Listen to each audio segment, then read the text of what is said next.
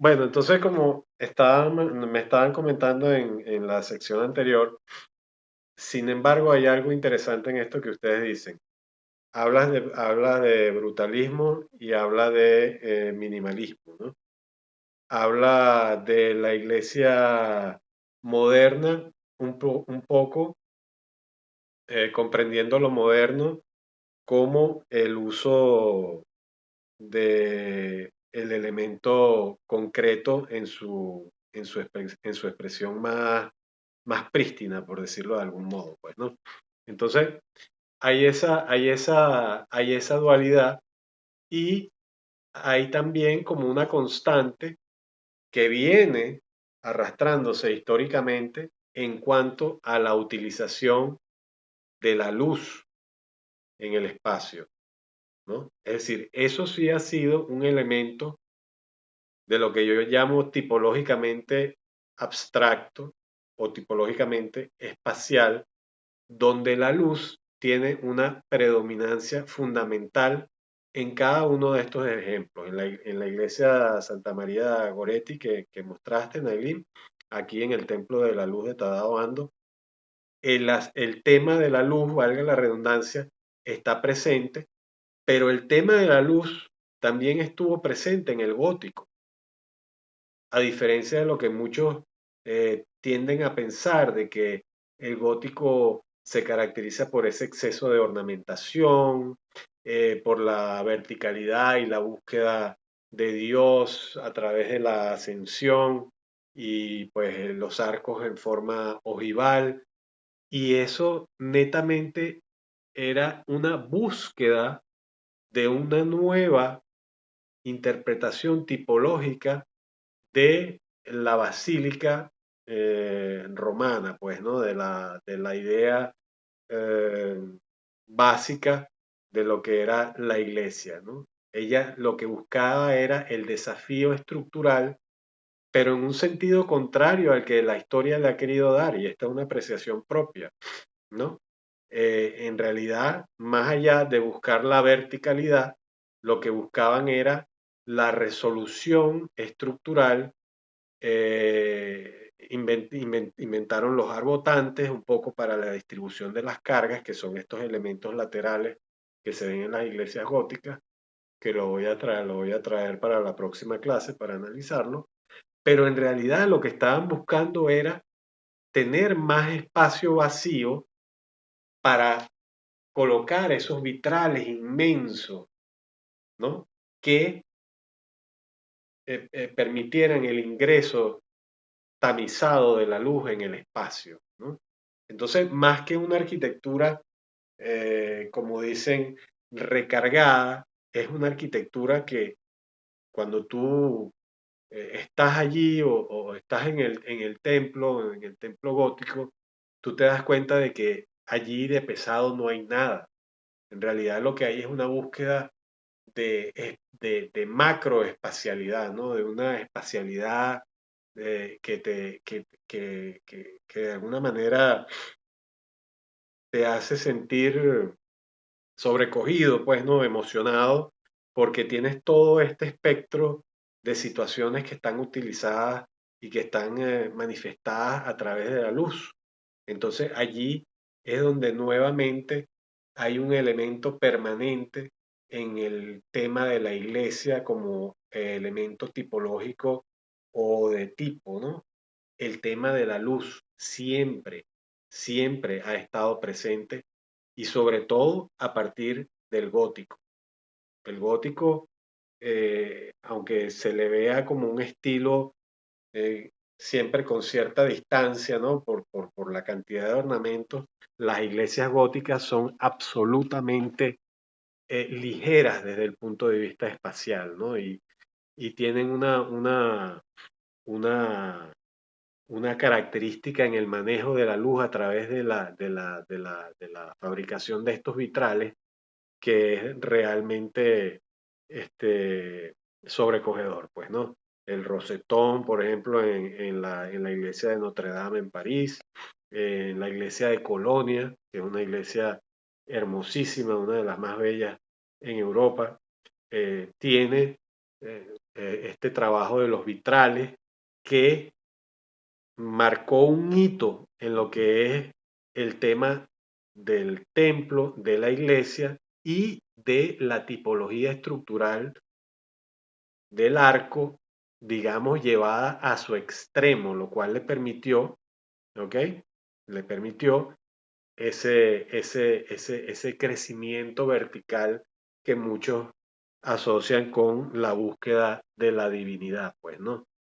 Entonces, ese elemento ha sido una constante. Lo vimos en la iglesia de Meyer, también estaba presente en la iglesia de Moneo en mayor o menor medida, pero es en Tadao Ando, posteriormente a Le Corbusier, es en Tadao Ando que se manifiesta de una forma brutal, pero al mismo tiempo mínima, minimalista. ¿No? Qué curioso, totalmente aligerado, porque pareciera que estos cuatro elementos que se generan a partir de la luz estuvieran flotando, ¿correcto? ¿No? Parece que estuvieran allí flotando, pero en realidad es la luz la que genera ese efecto y eso es algo que venimos heredando, sobre todo a partir del gótico, pues, ¿no? Que como les digo, más que verlo como una arquitectura pesada, se pueden ir buscando algo de eso porque vamos a conversar en la próxima clase de ese tema. En el gótico, básicamente, se generó esa búsqueda por la ligereza y por la predominancia de la iluminación y del color, sobre todo, ¿no? Frente a esa estructura brutalista también, porque bueno, estaban edificadas en piedra, en este caso de la Iglesia de la Luz está vaciada en concreto, pero bueno, es una mezcla de piedra, arena y cemento. En ese entonces no existía el concreto en el gótico, pero bueno, eran pétreas y de alguna manera transmiten la misma sensación, esa sensación de ser brutales en el sentido de esa calificación estilística que ha resurgido mucho en estos tiempos, pero trabajado desde lo mínimo con un impacto fundamental en el tema de la iluminación. Muy buena la observación sobre el tema de la iglesia. Me voy ahora a otro extremo. Me voy ahora a otro extremo nuevamente.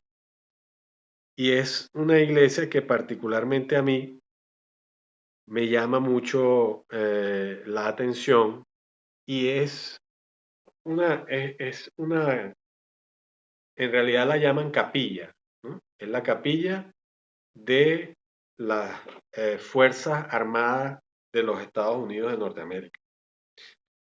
Eh, no tiene nada que ver con el momento histórico que estemos pasando, ni mucho menos. Es una capilla, como ellos le dicen, pero lo interesante es que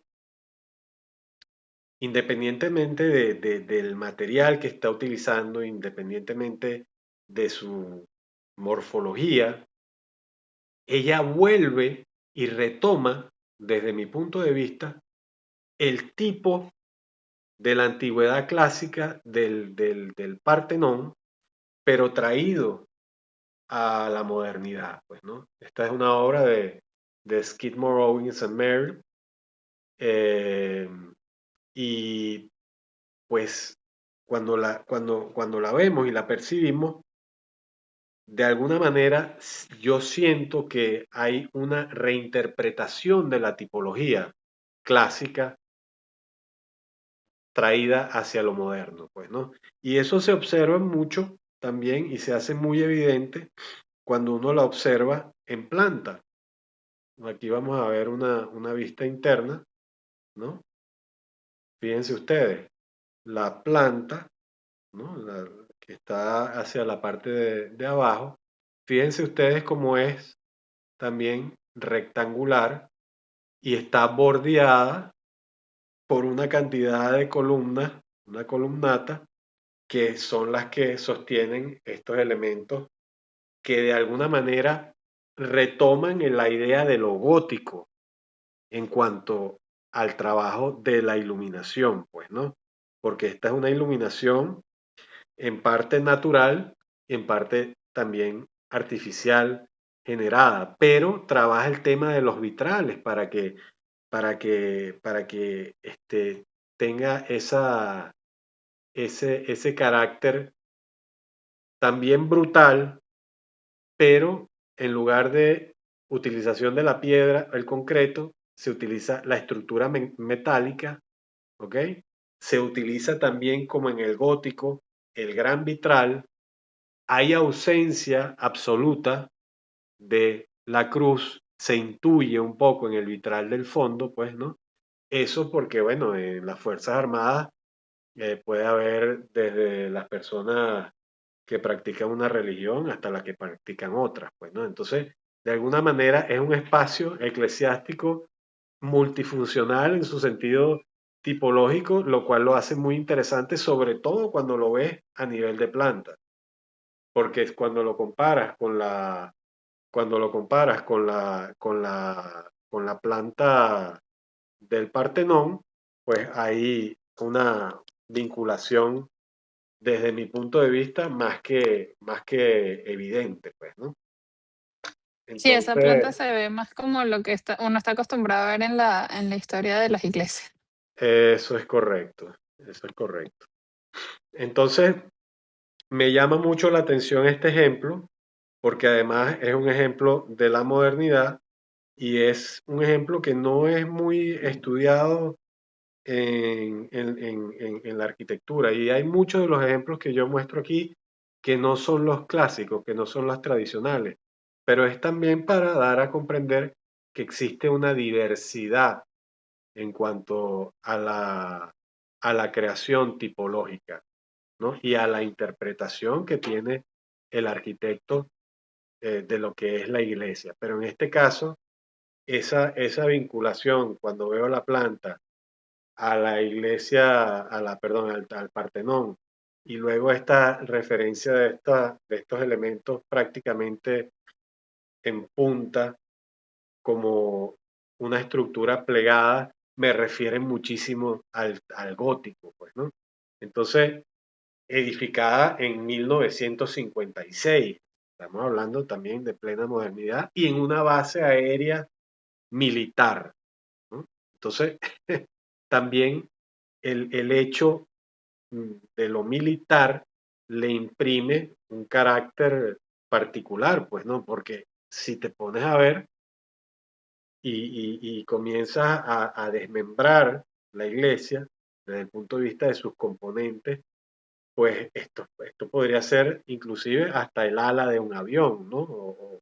O la cabina de un avión colocada verticalmente, y estamos hablando de una base aérea. Entonces, hay también el sentido metafórico dentro de todo el planteamiento tipológico y del tipo y del modelo arquitectónico, ¿no? El carácter metafórico en el sentido de que transforma, ustedes saben lo que es una metáfora, pues, ¿no? Es como hablar en literatura de, este, se escuchó un golpe seco, o sea, es algo que es como imposible, ¿no? Escuchar algo seco. ¿No? Entonces, ese sentido metafórico que está como en contraposición se presenta aquí de una forma, para mí, extraordinaria y sublime, pues, ¿no? Tengo que revisar bien el autor porque ahora tengo una pequeña confusión, pero es la base aérea de la Armada de los Estados Unidos de Norteamérica, es la capilla de la base aérea de la Armada de los Estados Unidos de Norteamérica, pues, ¿no? Y tiene algo interesante que es subes, ¿no? A la iglesia, asciendes a través de una escalinata. Ahí también hay como una reinterpretación de los escalones para entrar al Partenón, pues, ¿no? Entonces, hay muchísimas cosas que ver que son muy interesantes y que no podemos dejar de lado, pues, ¿no? Pero una de las cosas interesantes, aparte de la planimetría de la iglesia que les acabo de mostrar, que la presento aquí, hay algo que es constante y que uno se puede percatar cuando hace también el análisis tipológico o el análisis del tipo formal de la iglesia, pues en este caso que lo estamos tomando como ejemplo. Y es que la planta rectangular, independientemente de la composición interna, en este caso está la iglesia de San Ignacio de Stephen Hall, un arquitecto postmoderno, la idea de la nave rectangular nunca desaparece, siempre está presente.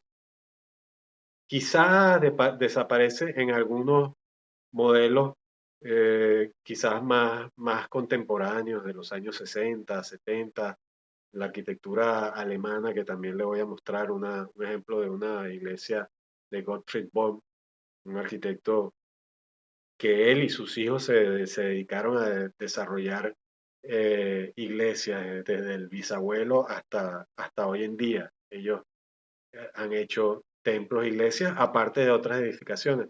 Pero fíjense ustedes cómo es la disposición en planta de esta iglesia, cómo es la sección, ¿no? Cómo se maneja un poco el espacio, pero sigue siendo igual que la anterior, una planta rectangular, ¿no? Prácticamente basilical de una nave, ¿no? Entonces, este, es importante que tengamos eso en consideración. Tenemos también, para no quedarnos en el aire con esta iglesia, tenemos una vista de la iglesia y así es como ella se ve. Esta es una iglesia, digamos, de la posmodernidad. Entonces, en ese sentido, nosotros tampoco podemos reconocer realmente que es una iglesia, sino por ese leve elemento allí, casi que puesto como un Parece una tinglado. antena. Sí, parece una antena, pero bueno, en realidad es una cruz y el resto, pues, obedece un poco al lenguaje formal y el manejo que hace la posmodernidad eh, en la Mire, Javier arquitectura. fue solo. ¿Perdón? Eso no entra en la maleta, ¿viste? Pero es que, mi reina, las cajas de son extra grandes. Tienes el audio abierto, Nailin. Ok. Entonces, esta iglesia ya pertenece a la posmodernidad, de alguna forma. Entonces, hay ese lenguaje formal, compositivo, que se permite una serie de licencias, pues, ¿no? Y de referencias al juego compositivo y formal, pero no historicista como es más en la arquitectura norteamericana, pues, ¿no? Y bueno, hay ejemplos mucho más básicos de la contemporaneidad, es decir, hemos venido haciendo un paseo de adelante hacia atrás con relación al tema del tipológico de la iglesia y ya entrando en el siglo XXI, nos encontramos, por ejemplo, con edificaciones como la de Peter Zumthor, que hace en el norte de Renania-Westfalia, que es la llamada capilla del hermano Klaus. Es esta edificación que por fuera se presenta también como un elemento de concreto rectangular, ¿ok? Trapezoidal, digámoslo de alguna forma, ¿no? Con una materialidad muy, muy brutalista, pero al mismo tiempo en contrapunto con esa idea minimalista y que en su interior ella maneja una espacialidad que tiene que ver con la atmósfera, ¿ok? Eso creo que lo conversamos en otros cursos, pero ya comienza entonces esa idea tipológica espacial a transformarse en una idea de, independientemente del tipo que ella tenga desde el punto de vista formal, ¿no? O de lo tipológico, desde el punto de vista del uso, capilla, iglesia, lo que fuere, internamente ella se maneja de otra forma y genera una atmósfera, ¿no? Aquí tiene predominancia no tanto el aspecto constructivo, formal, de modelo, pero tiene una importancia fundamental el sentido de la sensación de lo que tú tienes allí y de lo que percibes allí, porque digamos que en este sentido la arquitectura tipológicamente ha ido derivando hacia la idea de que si percibimos con la vista y tenemos cinco sentidos, ¿por qué el resto de los sentidos no se incorporan dentro de lo arquitectónico? Entonces, esa búsqueda hacia la identidad del sentido de la arquitectura como manifestación de la atmósfera, ¿ok? Es una búsqueda de la contemporaneidad más reciente y es, digamos, una tendencia, no me gusta hablar de tendencia, pero es como una especie de búsqueda que los arquitectos van teniendo hacia la utilización del espacio como transmisor de sensaciones. Un poco la idea de lo traslúcido y ligero del gótico, aunque todo el mundo sostenga lo contrario, el profesor David pues siempre tiene su postura, esto también traduce, a pesar o considerando lo robusto de su implantación, en su interior se maneja el tema de la luz, se maneja el tema de la iluminación cenital. Cuando llueve, cae el agua en el piso, esa agua queda allí, tú te mojas los pies cuando entras, bueno, digamos, los zapatos. Entonces es una arquitectura que está totalmente expuesta no solamente a la naturaleza, sino que está expuesta a los sentidos, ¿no? Y esa es la búsqueda espacial tipológica de este tiempo, ¿no? Cuéntame, Scarlett. Profe, disculpe, a este tipo de edificaciones se le podría considerar, como dicen algunos arquitectos, arquitectura sensorial, en donde se busca que con los materiales y con el acabado genere ciertas sensaciones y cierto recorrido y experiencias a los usuarios. Sí, es correcto. Ok. De hecho, te voy a mencionar dos autores. El autor de esta capilla, el arquitecto Peter Zumthor, que tiene un libro que se llama Atmósfera. ¿Ok? En realidad son una serie de escritos compilados sobre la percepción que tiene él de lo que debe ser la arquitectura. Y es el tema sensorial como eje de la constitución de lo tipológico. Pues, ¿no? En este caso, igualmente, una capilla, una iglesia, un lugar de oración, un recinto sagrado que maneja también la idea de la luz, pero maneja otros elementos, porque como te digo, si tenemos cinco sentidos, ¿por qué únicamente tiene que ser el de la iluminación, el de la luz, sino el resto? Y el segundo autor, que es Juhani Palasma, que también lo vamos a revisar aquí junto con Venturi para hacer una comparación allí interesante, tiene un libro que se llama Los ojos de la piel, The Eyes of the Skin, en donde él elabora pues esa idea de la arquitectura como sensorial, como elemento de percepción completa, donde uno se involucra directamente dentro de todo el espacio y lo siente en todos sus sentidos, porque esta capilla no tiene calefacción, cuando entras en invierno es helada, cuando entras en verano también es fresca, de noche es otra cosa porque está ese pebetero allí encendido con la imagen del hermano Klaus. En época de lluvia te mojas cuando entras, es decir, está expresamente hecha así. Y el encofrado interno, es decir, los elementos que constituyeron el encofrado interno, fueron troncos de pino que se dispusieron también en forma vertical, y es por eso que se siente la rugosidad del material, que pareciera que en realidad es madera, pero no, es concreto. Lo que le da esa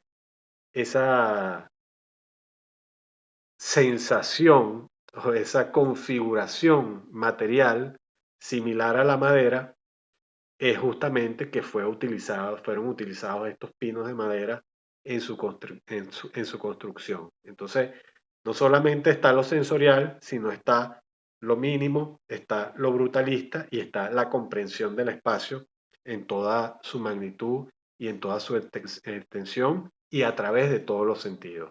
Allí entonces entramos a lo que se llama la arquitectura sensorial. También se habla de neuroarquitectura y hay una cantidad de términos que surgen porque lógicamente ya la comprensión de lo que es el espacio y con el avance de la física teórica, de la física cuántica, bueno, pues ya se está hablando de que existen otros universos, existen universos paralelos, la multisensorialidad, eh, inclusive en el estudio del ser, la psicología ya te habla de las personas altamente sensibles, te habla de temas como la ansiedad y la depresión, que eran temas que anteriormente eran como tabú, pero ya en este tiempo nuestro de ahora, todas estas cosas están fluyendo y digamos que hay realmente una entrega y una honestidad hacia el tema arquitectónico, pues, ¿no? Que es necesario porque es que la arquitectura es,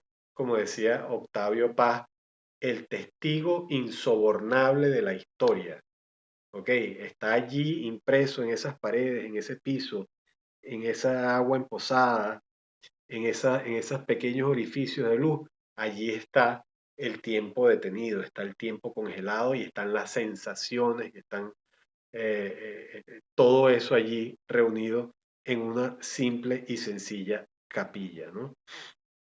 Y pues bueno, tenemos ejemplos varios, ya más contemporáneos, que tienen una búsqueda, digamos que mm, formal, un poco quizás estridente, donde la figura del arquitecto está como muy vinculada a lo que produce como obra. Y entonces, bueno, es otro carácter arquitectónico el que se está presentando, pues, ¿no? O el que se presentó, digamos, entre los noventas y el principio del siglo XXI, pues, ¿no? Esta arquitectura en donde valía más el autor que la pieza, ¿no? Pero la pieza también ella en sí misma buscaba una experimentación formal más que espacial, ¿no? Entonces es la arquitectura un poco como mini monumento, ¿no? Tipológicamente es como la arquitectura minimalista, pero que al mismo tiempo por su condición formal como tipo, tiene unas búsquedas protagónicas, pues, ¿no? De ser algo a través de la exploración formal y de su constitución, pues. Y no es criticable, pues, simple y llanamente es el proceso que tiene la arquitectura y es el proceso de la evolución tipológica de la iglesia a lo largo del tiempo, pues, ¿no? Pero está también este tipo de arquitectura eclesiástica, que esta es la iglesia de Gottfried Böhm, que es este arquitecto alemán, que está hecha en Neviges, en el norte de Renania-Westfalia, también es una locación no tan cercana a la capilla de Buda Klaus, pero digamos que es la misma región del norte, ¿no? Y bueno, él desarrolla una arquitectura netamente brutalista, pero también con una reinterpretación en la utilización del tema de la luz que está presente en el interior de su arquitectura, que ya lo vamos a ver. Hay algunos ejemplos en Venezuela que también les quería mostrar, ¿ok? Que esta, por ejemplo, es la Catedral de San Felipe. Allí esta catedral se presenta con a una alusión netamente corbusiana también con la idea de la modernidad plasmada en la iglesia de Ronchamp. Esta obra de Erasmo Calvani reinterpreta un poco la arquitectura de Corbusier. Él fue el mismo que proyectó la iglesia de Nuestra Señora de Coromoto, la catedral, ¿no? Que está allá en Guanare. El arquitecto Erasmo Calvani también dedicó gran parte de su vida a la construcción y diseño de iglesias, ¿no? La arquitectura de iglesias, pues, tipológicamente hablando. En este caso está la presencia de la cruz, está también en el elemento vertical que divide un poco el acceso del extremo del extremo derecho de la iglesia con el acceso principal. Allí también pues hay una cruz perforada. Entonces, bueno, hay una alusión un poco al manejo de cómo fue la arquitectura eclesiástica durante la modernidad, pues, ¿no? Y también Carlos Raúl Villanueva eh, hizo la capilla del 23 de enero, que es esta que ven ustedes aquí, en conjunto con el profesor Juan Pedro Posani. Y también, bueno, una capilla totalmente de planta rectangular, con una cubierta plegada, y se llama la capilla de la Asunción, de allí del 23 de enero. Es otro ejemplo de arquitectura eclesiástica. Allí al fondo ven el bloque, ¿no? Uno de los bloques del 23 de enero, y aquí observan igualmente la cruz en la parte superior allí como colocada. Pues si la quita, podría ser cualquier otra cosa. Entonces, allí entra el tema de la complejidad y la contradicción que la vamos a tener presente en las próximas clases. Pero un poco para dar cierre y redondear este tema, me voy a lo clásico, ¿ok? Y entonces nos damos cuenta que todas estas visiones tipológicas han seguido básicamente el mismo patrón. Si traemos aquí la planta del Partenón, si traemos aquí la capilla de las Fuerzas Armadas, de las Fuerzas Aéreas de los Estados Unidos, si traemos aquí inclusive Ronchamp, si traemos aquí cualquiera de estas arquitecturas, bueno, acaba de desaparecer de la pantalla, pero es por tema de la señal, nos damos cuenta de que el tipo lo que ha hecho es tener variaciones, porque fundamentalmente o son centralizadas, ¿no?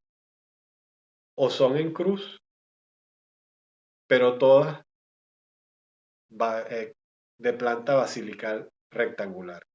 Y esto es una situación desde el punto de vista planimétrico, morfológico, que se presenta desde la antigüedad clásica hasta nuestros días. Es decir, el esquema tipológico, el esquema del tipo varía, pero permanece el elemento tipológico espacial e inclusive formal y planimétrico, centralizado o distribuido en forma de planta basilical. No hay variación entre la iglesia de San Vicente de Cardona, la de San Martín de Frómisa, que es del siglo XI, eh, esta de Segovia, que es la circular, esta que tenemos aquí, que es de 1200, del año 1208, ¿ok?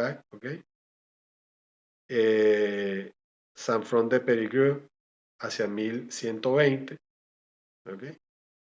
Todas más o menos entre el siglo XII y el siglo XI.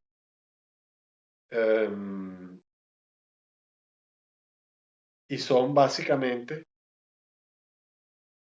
interpretaciones de la idea original del templo con sus diversas transformaciones. Entonces, es algo que nos pone a pensar, pues, ¿no? Cómo vimos el tema de las escuelas y cómo vemos el tema de la iglesia y lo que realmente hace que se constituya lo tipológico es el espacio, la iluminación y lo inmaterial, que son categorías que ahora se han incorporado en la discursiva de la arquitectura moderna, contemporánea y digamos actual, ¿no? Del momento en el que estamos viviendo. Entonces, les dejo estas imágenes, les dejo estas reflexiones para que vayan ustedes llenando las asignaciones, y pues sigamos entonces conversando sobre el tema tipológico porque es un tema que no tiene final, ¿no? Y que como dijiste Scarlett tuvo al principio, tiene múltiples interpretaciones, también Nailin lo comentaba, tiene múltiples interpretaciones y como señala el profesor Colmenares, creo que en la introducción, él menciona que con el estudio de la tipología se pensó en cierto momento que existiría una herramienta de proyecto que pudiesen utilizar para resolver el problema de diseño. Pero en realidad lo que hizo fue complejizarse más en la medida en que fue evolucionando en el tiempo, ¿no? Y se fue complejizando más porque fue buscando lo esencial. Para mí, buscando esa idea de lo sensorial, como dijo Scarlett, ¿no? Esa idea de la arquitectura percibida con los 5 sentidos, que son los sentidos que tenemos. No solamente lo visual, lo meramente compositivo, eh, como se estudia en la teoría de la forma a través de la Gestalt, ¿no? La configuración de los elementos. No, ya el tema compositivo se lleva a otro nivel, ¿ok? Y ese otro nivel, en ese otro nivel es que vamos a ir nosotros profundizando. Bueno, me quedó bastante material que lo podemos seguir conversando en la próxima clase. Y bueno, yo iré montando poco a poco las 2 próximas asignaciones. Vamos a hablar un poco del premio Pritzker actual, que fue otorgado a un arquitecto chileno, el segundo arquitecto chileno a quien se le otorga el Pritzker y es el quinto arquitecto de América a quien a quien se le otorga, o bueno, Latinoamérica, como llaman algunos, pero en realidad América es una sola, desde mi punto de vista también.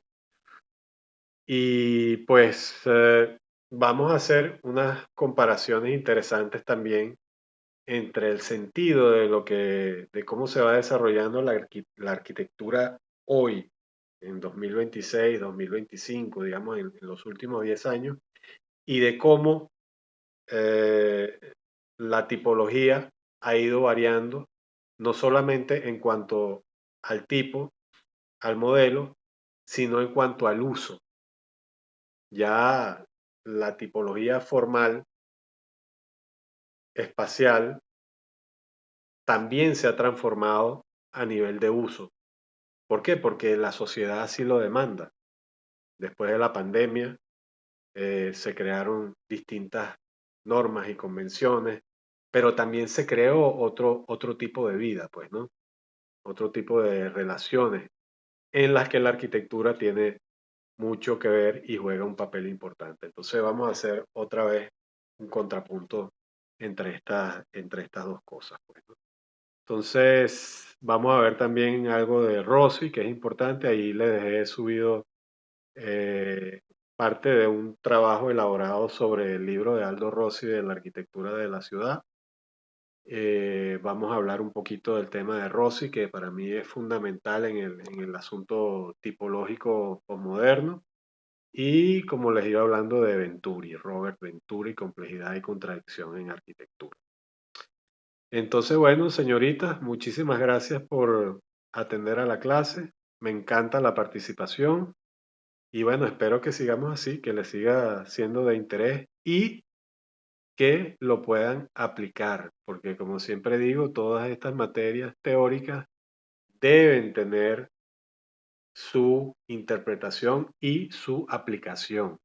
Es por ello que no es casualidad que los premios que se están otorgando ahora a los arquitectos toman en consideración mucho el aspecto académico, teórico y de la formación intelectual del arquitecto, no solamente como individuo con destrezas para el diseño, sino también con destrezas e intereses en profundizar en la investigación y en la historia de la arquitectura, pues, ¿no? Entonces, se está buscando como un equilibrio para volver a una arquitectura que realmente transmita lo esencial, muy lejos y muy apartada ya de la idea del arquitecto como estrella, el star architect, ¿no? Entre los que están Frank Gehry, recién fallecido, Norman Foster, Herzog y de Merion, es decir, Daniel Libeskind, todos estos arquitectos que de alguna manera, Zaha Hadid, eran más ellos que sus edificios. Hay como un retorno nuevamente no un retorno, un descubrimiento de lo sensible en la arquitectura. ¿Ok? Bueno, entonces hasta aquí la clase. Quedo pendiente con esto y bueno, nos estamos comunicando para cualquier otra novedad. Voy a subir las clases al portal también para que la quieran revisar y les prometo que esta semana reviso lo que me han enviado. ¿Ok? Chévere, profe, gracias. Buenas noches. Ok, Entonces, profe. nos Muchas estamos gracias. Hasta viendo. luego. Gracias por atenderme. ¿Eh? Que tengan feliz noche. Hasta luego. Chao, chao. Igual.